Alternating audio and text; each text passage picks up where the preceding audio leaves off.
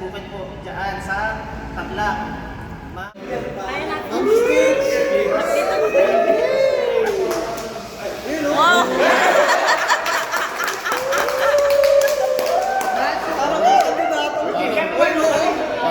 Sino po kayo mga pwede? Self-employed, sari-sari store, pwesto sa palengke, may mga apartment o paupahan po. Kung landlord kayo o meron kayong bukid, palaisdaan, gulayan, prutasan. FE71. So, i-unwrap na po ba natin itong super duper sariwa na unit na to? Ayos, di ba? Made in Japan po yan. So, di kayo mapapaya sa unit na to. Fresh. From planta. Abroad. Made in Japan. Pinto po. So, kung malapad po yung kakarga natin, napakaluwag nung likod. Para kami dalang bahay dito.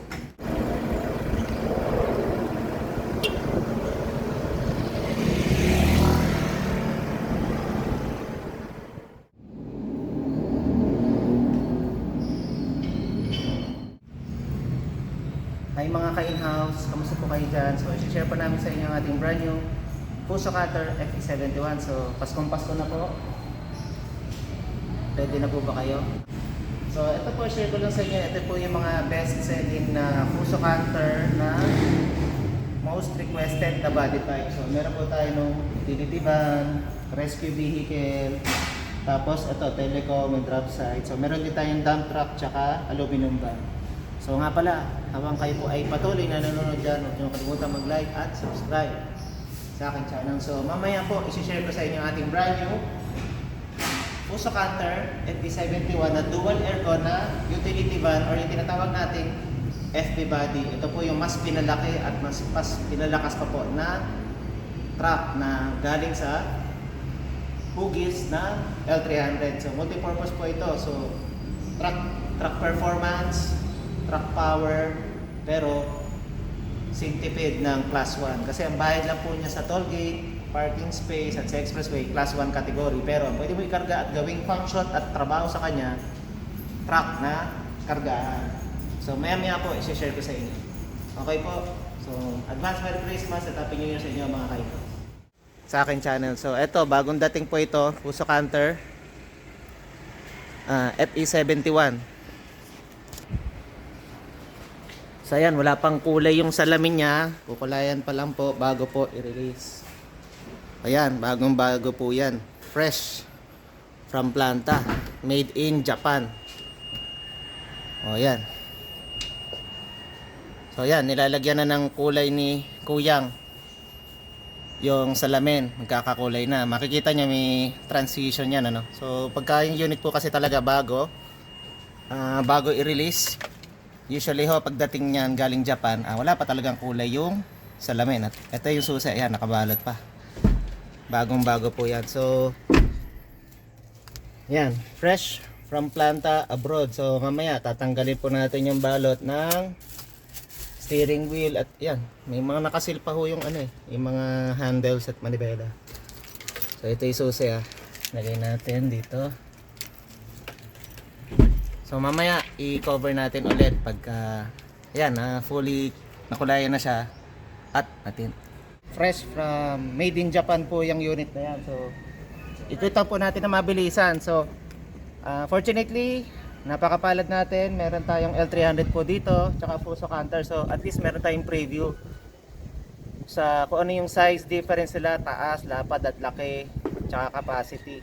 Well aware naman tayo na pag L300 up to 1,215 kilograms yung capacity, pero ang Fuso Cutter po up to 2,585 kilograms or 2.5 tonelada. So sa mga naka L300 po dyan, natin mga ka-in-house at graduate na sa L300, sa mga gusto nyo pong mag-upgrade, nandito po ang Fuso Cutter po para sa inyo. So explore po natin, ikutan po natin ng mabilisan tong unit na to. So tara, samahan nyo po ako. So ito po yung may wagang susi natin. Sino po kayo yung susunod na makakahawak po nito?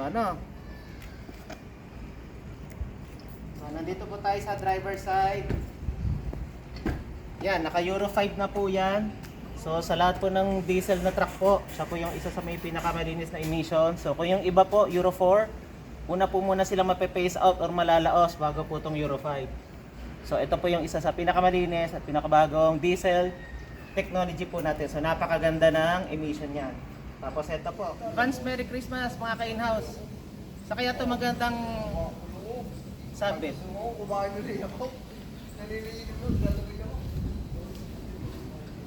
Paskong Pasko na mga ka-in-house. Paskong Pasko na po.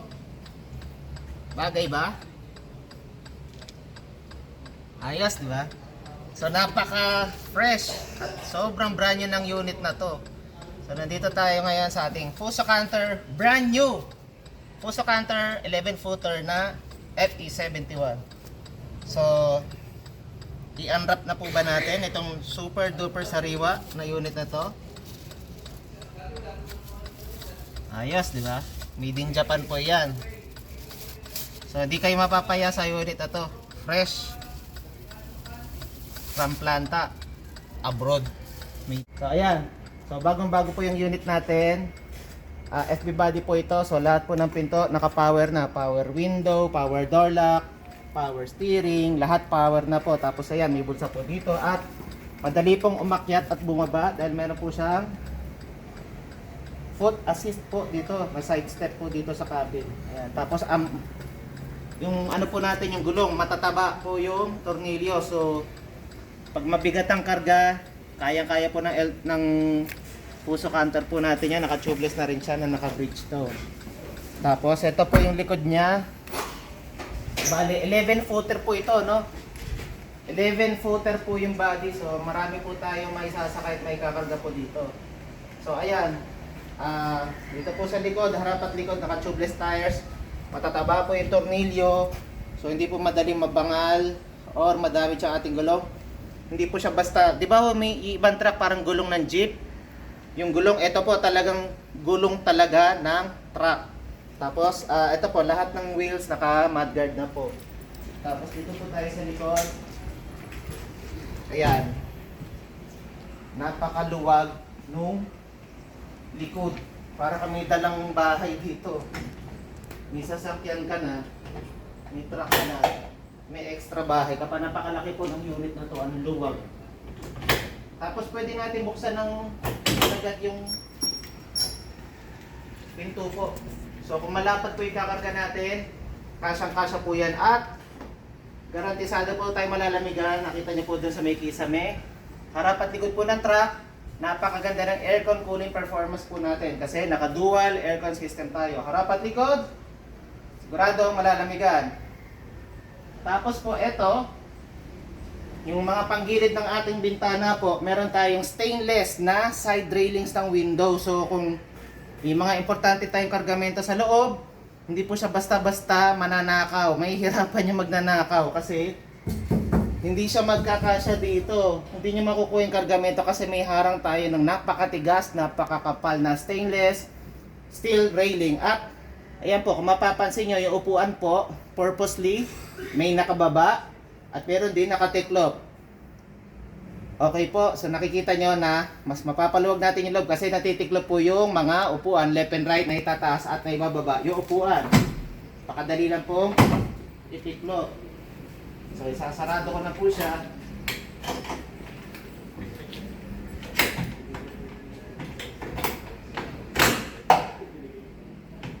Yan. Tapos ito po yung ilaw, may dome light tayo dito. So kung may kakarga tayo, maliwanag siya sa gabi. At meron po tayong assist handle po. Left and right, nakapitan. At hindi lang yan. Kung meron kayong basang damit or gamit, pwede nating i-hanger upang madali pong matuyo. So ayan, meron tayong grip assist at tailgate assist po sa pag-akyat at pagbaba. Kasi ito po kinukuha natin. Talagang truck po ito. So dito naman po tayo sa gilid. Secured po ang ating diesel kasi desusi po ito. So less yung risk na manakaw to dahil yan nasususian po. So kung may magnanakaw po ng diesel, may hirapan po kasi para mabuksan niyo yung tangke niya, nakalock at susi po siya. So nandito po tayo ngayon sa passenger side. Yan. Luwag po ng loob, ano? So, ito po, made in Japan po yan. So, yung cambio niya po, strategically, nakamount po sa dashboard. So, kung tayo po ay maglilipat mula sa kanan, pakaliwa at kaliwa at sa kanan, wala po tayong sagabal dito sa gitna. Kasi 'di ba minsan gusto natin lumipat doon o may kukunin tayong gamit. Hindi tayo makalipat kasi 'di ba po, yung ibang old school or lumang sasakyan, yung cambio po nandito sa gitna. May harang. So ito po maximize nyo po yung espasyo mas maluwag. Okay po, tsaka less yung risk na maabot siya ng bata kasi nakataas po eh. Mas malapit po sa driver. So mapakaluwag po niya. Ayan, tapos ito, naka-power window, naka-power door lock, lahat power na po. Papakita ko po sa inyo na sumusunod yung door lock. So doon po ako sa driver, dito po kayo.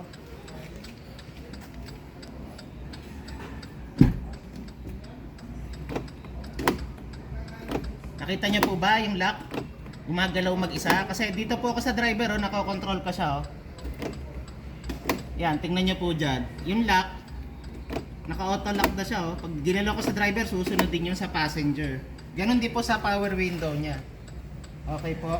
So tapos po dito, kagandahan pa dito sa unit na to, hindi mo mararamdaman na para ka nasa truck eh. Napaka-komportable niya pagsakay. Kasi dito po, naka high grade black fabric seat. So kung nakabilad po siya sa araw, pag upo mo hindi siya mainit. Madaling sumingaw yung init kung nasa bilaran kasi naka high grade black fabric seats with breathable na pores. So yung humihinga yung pores niya. Tapos apakaluwag po ng kisame. Mahigit 2 dangkal po. So kung kayo po ay mas matangkad kaysa sa akin, apakalaki po na allowance ang kisame. Kasi maluwag siya yung headroom. Tapos meron tayong organizer po dito. And ito po yung sinasabi ko sa inyo. Naka telescopic na steering wheel. So na-adjust siya kung gusto mo na malapit, malayo, taas, baba. Pag nakuha mo na yung gusto mong adjustment, yan. Komportable, tsaka tingnan niyo po yung tuhod ko. Hindi po tumatama. So pag akit at pagbaba, di ba minsan ho, pagbaba, pag akit, tumatama yung tuhod natin dito sa steering wheel column. Ito, ang luwag yun. Na-adjust nyo po siya talaga. So ayan, sabi ko nga sa inyo, harap at likod, naka dual aircon system po ito. So ayan, may aircon po tayo dito. Tsaka ayan, may mga organizer pa po tayo dito at dual cup holders. Pwede tayo magsaksak ng charger. Meron tayong portable na vehicle lighter dito. At ito ay 12 volt universal na charger. Yan. So sa mga gusto pong mag-inquire, dyan po yung may contact numbers ko po sa screen. So, ang ganda, napakaganda ng unit na to. Pag nag-tollgate po tayo, class 1 lang po ito. Kung ano yung binabayad yung tollgate sa kotse, yun lang din po yung presyo niya. Class 1 pa rin. So imagine niyo, naka-truck ka pero ang bayad mo sa tollgate at sa parking, pang kotse lang. Kasi truck siya na 4-wheeler, pero class 1 pa rin. Pero ang pwede mong ikarga sa kanya at ibigay na trabaho, pang truck pa rin. So napakatipid ano. So sa mga negosyante po dyan, karaniwan ito po yung kinukuha, tsaka L300. Kasi ang tollgate niya, panalo ka. Kasi di ba yung ibang truck, pagbayad sa tollgate, class 2. Ito class 1 pa rin. Pero ang karga niya, performance, truck pa rin. So again, ito pong unit na to, made in Japan. So kung nag-check po kayo ng mga ibang brand, maganda rin po itanong nyo kung saan gawa talaga yung unit. Ito po talaga garantisadong made in Japan po, mula sa engine, transmission at electrical at chassis. 100% made in Japan po ito. So we are proud to say na yung unit na kinukuha nyo, quality po talaga with 3 years warranty and unlimited mileage. So kahit ilang 1,000 kilometers yan, basta within 3 years, naka-warranty pa rin po yan. Okay po. So ayun, meron tayong radio unit dito. Pwede tayong magsaksak na micro SD at USB. And meron tayong napakaraming organizer na bulsa dito. Okay po. Tapos dito rin meron din siya. Yan. So eto po, meron din tayong secret organizer po dito. So ayan, sobrang bago ng unit. Hindi ko pupunitin yung seal. Naibababa po ito tapos lalagyan ng gamit. Yan, okay. Tapos meron tayong parcel hook po dito. So eto po, halimbawa meron kayong grocery, pag sinabit nyo siya dito, ayan o, bawa yung grocery, yung parcel mabigat.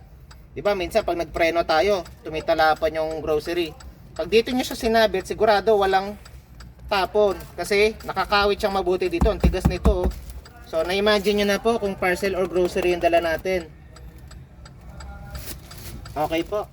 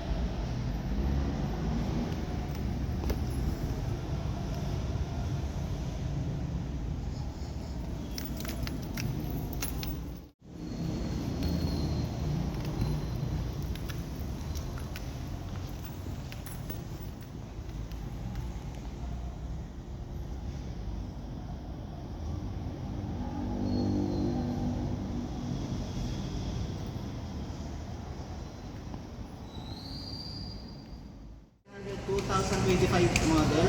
So meron po akong hawak na brochure dito sa mga gusto po makakuha ng kompletong detalye at technical specification itong brand new 2025 L300. Kung po kayo mag-alala, pwede po kayo senda ng virtual or digital copy po nitong full spec nitong 2025 na Mitsubishi L300. At bukod pa po dyan, sa mga gusto pa po mag-upgrade or yung pangmalakasan, meron po tayong Mitsubishi truck or yung Fuso Canter. Ayan po, marami po tayong klase ng truck.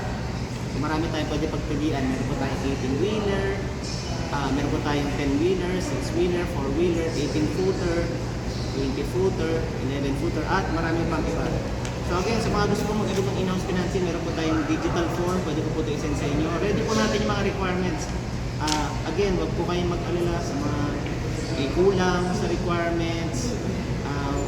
I-guide ko po kayo. Basta ready po natin yung mga ID at sa umpisa pa na po kung ano po yung kulang or mga problema niyo, sabihin niyo na po kagad. So again, huwag niyo kalimutan mag-like at subscribe sa aking YouTube channel and be sure to follow me on my Facebook account para updated po kayo sa ating mga promos at mga featured unit of the day. So what if mga negosyante naman po or yung may mga tindahan, resto sa palengke, bukid, bigasan, tindahan ng gulay at prutas, or mga karne, or other essential goods, kung may pwesto po kayo, or tindahan or shop, pwede po yan sa Mitsubishi in-house financing. So ito po, mga Pilipino with negosyo or tindahan. So sino-sino po yan? Mga sari-sari store owners, pwesto sa palengke, may mga apartments or paupahan, mga landlord, pwede po yan mag-avail ng in-house financing.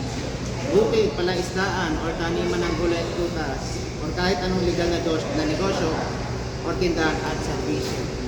So, i-share ko lang po sa mga nagtatanong, ano ba yung mga accredited banks po for in-house financing. Ito po, share ko po sa inyo. So, sa pag-avail po yan ng Mitsubishi L300, pwede po yan. Ayan po. Meron tayong BDO, BPR, East West, Asia United Bank. Actually, mga basic or mga major role players po natin sa banking po. Ayan. Bank of Commerce, Maybank, China Bank, Security Bank, PNP, Union Bank, at marami pa pong iba. So kung kayo po ay may ATM, o tumatanggap po na remittances sa abroad, o tumatanggap po kayo ng sweldo, payslip, allowances, pension, kahit po mga retired po, pwede po yan sa Mitsubishi in-house financing po. So ayan, honored po ATM cards or bank booklet for in-house financing. Ito po, ayan, pwede po yun. So sa mga gusto pong mag-free test drive po or pumasyal po sa aming opisina, so kung gusto niyo po mag-visit sa amin, mag-check ng unit or mag-submit po na requirements, schedule po tayo a day before visit. So one day before po kayo magpunta, pa-schedule po tayo. Kasi not all the time po kami nasa office. Minsan po nasa planta kami, minsan nag-deliver po kami ng unit sa bahay ni kliyente. So again, nandiyan po yung aking mga contact number sa screen, Facebook, Viber, and WhatsApp account.